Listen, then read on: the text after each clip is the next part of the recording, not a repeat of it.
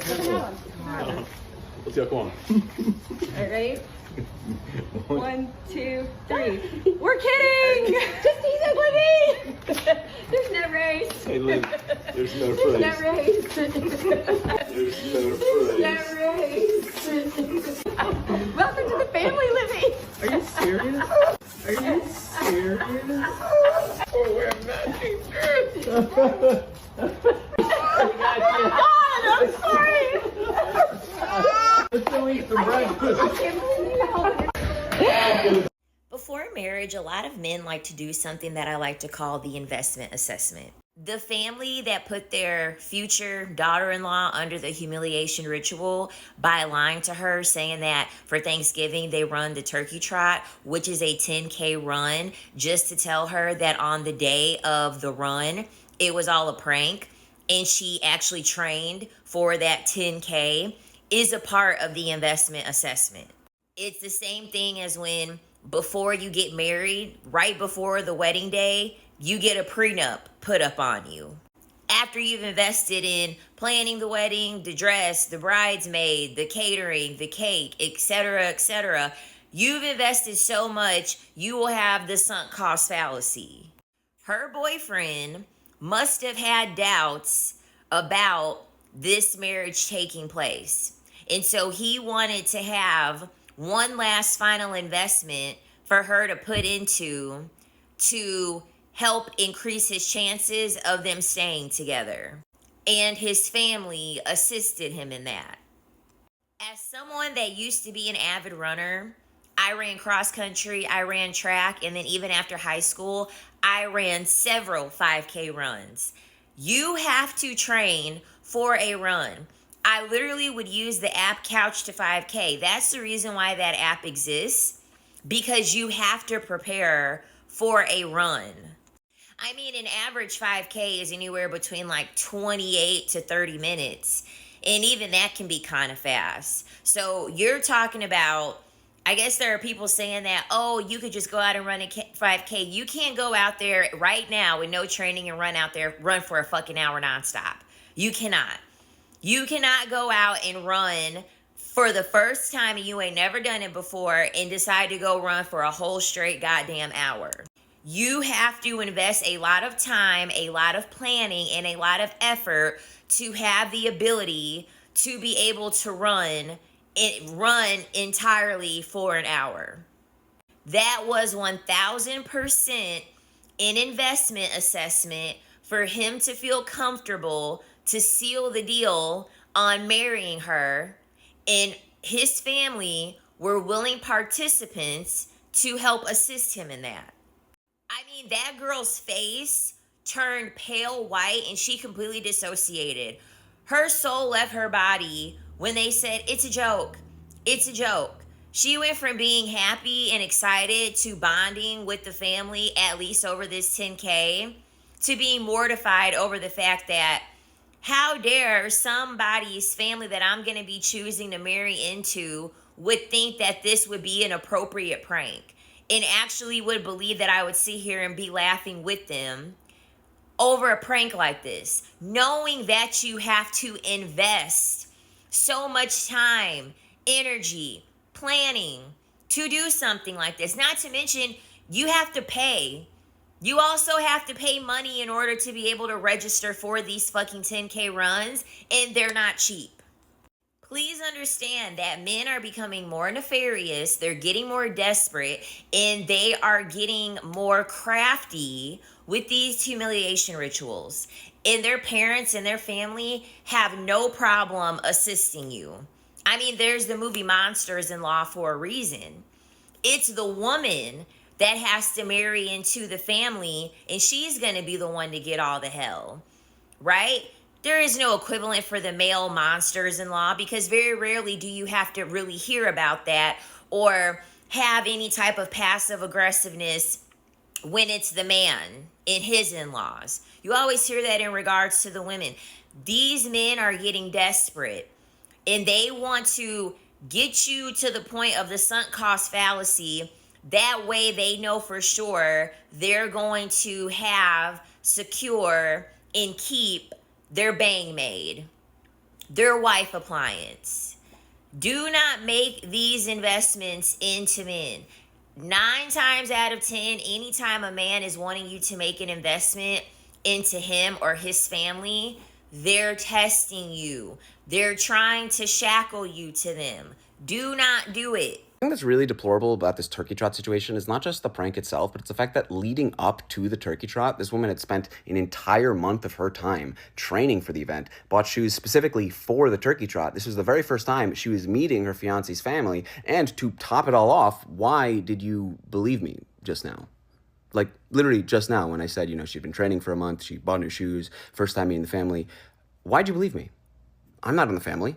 I didn't even tell you how I knew all those things. Have any of you heard any of those things from someone directly in the family? I'd be willing to bet money that you haven't, that not a single one of you can prove that you genuinely heard any of those pieces of information from someone in the family. You know how I know this? Because I have heard from someone in the family. Hi, I didn't train for months. They told me shortly beforehand about the 10K, and I told them I would call an Uber to the finish line before I'd ever run. I did a fake cry and threw in a thank God at the end. We immediately went inside and they handed me a glass of champagne. His family lives all over, so this is the first Thanksgiving we spent together, but have shared many other holidays. This has been blown out of proportion, and I'd like people to leave me and my fiance's family alone. It's me. It's not fun being found outside of TikTok and waking up to emails from strangers threatening you. That's why I've reached out and posted that statement online, because the lies have gotten so out of hand. Here's another one where she says she did not train at all and that they told her a few days beforehand. Oh, I don't believe her. Okay, well then you are just making up reasons to be mad. Here she comes out and says, hey, I didn't spend any time or money on this and it wasn't a big deal at all and I don't care, and you're still mad? You are now just making up a scenario to be mad at. You are creating a hypothetical in your own mind and then just getting angry at the hypothetical scenario that you just made up. That is a mental illness. Like, you're just choosing not to believe her, not because you have evidence to the contrary. There isn't any. You're choosing not to believe her just because you want to rage bait yourself. Quick media literacy lesson for everybody. If you hear about something happening on this app, but you yourself did not see a video of this thing happening, hear from somebody who is directly involved in the thing itself, or at the very least, hear from somebody who can point you to one of those two things, then that thing you heard about did not happen. Oh, but I saw a comment that said they saw the video. Okay, but did you see it? No? Then it didn't happen. But I saw this big creator talk about it, and surely they wouldn't have said it without checking. Okay, but did you see it? No? Then it did not happen. They tell you how they know that in such a way where you were able to verify it yourself? No? Then it didn't happen. I don't want to hear about, oh, there were so many comments saying it has to be true. I want to know, did you see it? If the answer to that question is no, then it did not happen. If you did see it, you better have goddamn screenshots. I want to be clear, you making up all these scenarios and painting the most mundane prank imaginable as if it's a fucking war crime has done so much more harm to this woman than that prank ever could. A millionfold. After hearing so much about this, I was really disappointed to see that the prank was just, hey, we're running a turkey trot. LOL, no we're not. That was it? She shouts, oh, thank God, and then she laughs. What are you guys smoking? I'm not saying this scenario couldn't be upsetting to some extent, but there's no reason to assume that, like, this woman is traumatized because of this. Like, I think the worst I would feel in this scenario is, like, annoyed. I would just be like, oh my God, I can't believe you did that. And then move on like 30 seconds later. I'd like be annoyed or frustrated, sure, but like, have you guys never been annoyed by your family members? You can have a conversation in general about the true nature of prank culture and whether or not pranks like these are truly more harmful than they actually are funny. But can we not act like any family who does something like this is the spawn of Satan? My dad once called a roundabout a round-around. And when that happened, that was the only joke my entire family made for the next 2 weeks. Same thing happened when he called a hillbilly a Billy Hilly, and when he said everybody at work was bombing him with emails. Cancel us! He learned English as a second language. How dare we make fun of our immigrant father for making these silly mistakes when he's just trying his best. Once, me and my mom did the no soap radio joke to my dad. That's right. We laughed hysterically at a joke that made absolutely no sense, to the point that he started laughing too because he didn't want to seem like the only person in the room that didn't understand the joke. And then we asked him to explain why the joke was funny. and he was embarrassed. One time, my sister-in-law, speaking of in-laws, had left her keys at the house, and she texted me asking if I had seen them, which I had, but instead of telling her where they were, I responded to her by sending her a riddle, which was the start of a scavenger hunt to find her keys. I left post-it notes all over the house, so she had to spend time and energy finding her keys when I could have just given them to her. She was very frustrated. I caused her emotional distress and turmoil. What if it was an emergency? What if she needed her keys because she needed to get back to her apartment because it was on fire and she needed to get her dog out of the apartment? No, she didn't have a dog, but what if she just adopted? What if she adopted a dog that day and the apartment was on fire and she needed to get her keys so she could rescue her dog? What if she adopted a child? What if she adopted a child that day, Yuval? Now that child is locked in a burning apartment because you won't give her keys. When I was 17, I told my then 7-year-old sister, that's right, 7 years old. So what I'm about to tell you is child abuse. Keep that in mind. I told her that at the start of 2nd grade, you had to wrestle a bear. I told her in the 2nd grade, they make everybody wrestle a bear. Now, of course, in the beginning, she didn't believe me, but I was so consistent with this. I told her this every single day for an entire summer leading up to 2nd grade, to the point that by the end of it, she wasn't sure if I was lying. I remember she would ask her mom, like, do I really have to wrestle a bear? And I would tell her, don't listen to mom. She's lying because she doesn't want to scare you. You need to be prepared, so you better look up bear wrestling tactics. Honestly, I wouldn't be surprised if she genuinely looked up bear wrestling YouTube videos because I told her she would be eaten otherwise. And then after the first day of 2nd grade, she angrily stormed into my room and shouted, guess what? We didn't wrestle a bear. You know what's crazy? I didn't even stop. I told her, oh, no, it's not the first day, but some point during 2nd grade, they make you wrestle a bear. Then when the year ended, it was like, oh, wait, no, it was 3rd grade that they make you wrestle a bear. So you got to make sure you're prepared for next year. I haven't stopped. I continually told her that the following year was when she was going to have to wrestle a bear. And she's now a junior in college, and I still haven't stopped. Which means I can't just blame it on my childhood proclivities. This is just me. I never learned my lesson. I made her continually partake in a humiliation ritual. Cancel me, TikTok. Cancel me for my crimes against humanity. It's the only way I can learn. The turkey trot family situation really is that deep from a licensed therapist. I want to use this opportunity to go over what is a harmless prank versus what is bullying or cruelty, and I'll display 7 things or 7 components that could differentiate a prank from bullying or cruelty. One is staying power, or I call it delayed impact, meaning the more you think about it, do you feel it's more harmless, or do you get more excessively angry or humiliated or embarrassed? Usually there's a shock moment when a prank happens. There's kind of this initial, oh my God. And then you want there to be a sigh of relief and, oh, you guys are crazy. And the more you think about it, the more funny it gets. But when we really feel bullied or humiliated, the more we think about it, the more angry we feel. And the more we kind of harness our sense of internal boundaries. We may feel humiliation, or we may feel disgusted by some sense of hidden hostility we've tapped into, or a crossing of our boundaries, or seeing somebody boundary testing. What can they get away with?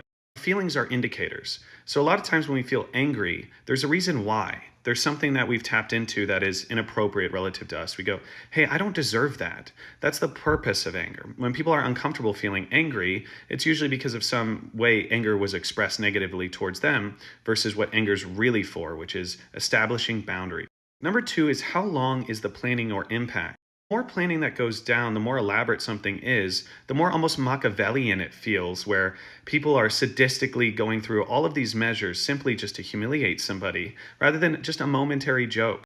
For example, if you were like, yeah, we're a turkey trot family, and you said that casually, and then, someone was like, ooh, I don't know about that. And then 20 seconds later, you went, haha, no, we're not. There would be a lot different connotation to it versus all of this planning and all of this elaborate scheming. In the first instance, the butt of the joke is, can you really believe that there are turkey trot families? And in the second instance, the butt of the joke is, hey, you were so stupid for believing us. That ties into the third point, which is what's the intentionality? Is it shared laughter or is it one-sided laughter? And again, in that first situation, it would be shared laughter. Hey, look at how ridiculous that concept is. Versus the second, there's one butt of the joke. There's one person who's being pointed at and made fun of. If the intention is to embarrass or degrade somebody, it's not a joke, and it's not a prank, and it's not funny. This ties in with the next point, which is there a power imbalance? Bullying often promotes a power imbalance, whether it's social or physical. It could be emotional or positional. In this case, it's an entire family versus one person who's outside of the family. They're in the other group. There is an othering established. There's a social authority. If it was one friend and another friend of equal social footing, it would be different. The more people that are in on a joke outside of you, the more destructive it is for you. There is no humiliation without an audience. That brings on the next point. Is there trust established? If this was two friends who had pranked each other back and forth, one and one, it's kind of an equal power footing, there's trust established, then it makes sense and it can be seen in a positive light versus this negative light. And the sixth point, is there foreseeable harm?